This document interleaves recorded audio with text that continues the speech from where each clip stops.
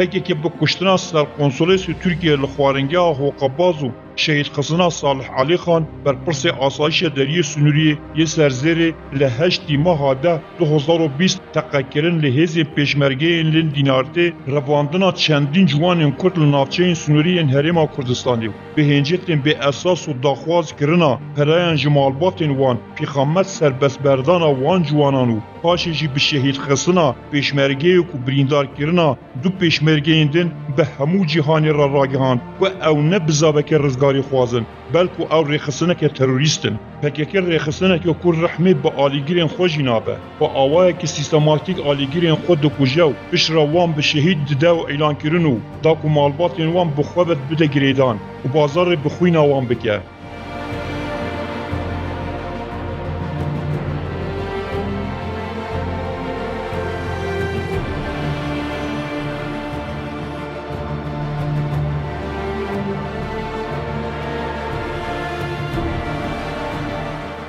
پکیکر جارنا دبیجه او کسانه جباب ترکی و هاتنه شهید کرنو و جارنا جی به کشتنا وان دده پال آلین سیاسی کردستانی وکی کو کشتنا مدیاکار وداد حسین دنابا بازار دوکی دا پکیکی دن روژ نیورو لنابا دوکی دا وداد شهید خست لیجی برکو خودی چاپمنیه که به هیز وها دا نشاندان کو وداد جبال دزگهین اولکاری باشیر کردستانی حاتی شهید خستن دبه او کارین پکێکێ dike bi tenê ji bo wê yekê be û du axaftinên Mesûd Barzanî berevajî bike. Dema li hemû saziyên ragihandinê yên navxweyiyê Kurdistanê û Cîhanîda razî nebûyî pekekê bi terorîst binasîne. Barzanî çendîn caran di gelek hevpeyvînên xwe da di gel saziyên medyayî yên Cîhanîda ragihand û pekekê ne terorîst e. Her wiha ji bo berevajîkirina axaftina dinya Barzanî û şerrê birakujî heram kiriye. Dibe ku pekekê van karan encam bide. Ji ber ku siyaset û îdeolojî û ehlaq û metoda pekî li ser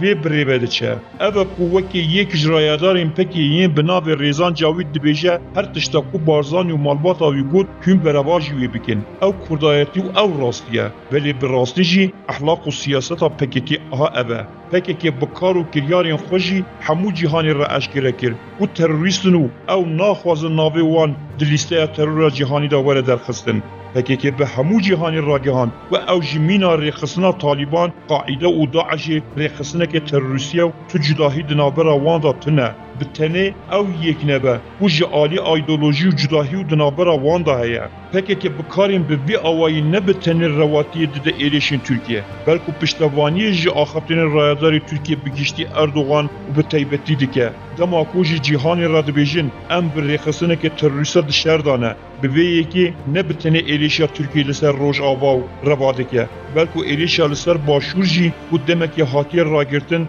bi êrişekê rewa û mafê Tirkiye dide nîşandan.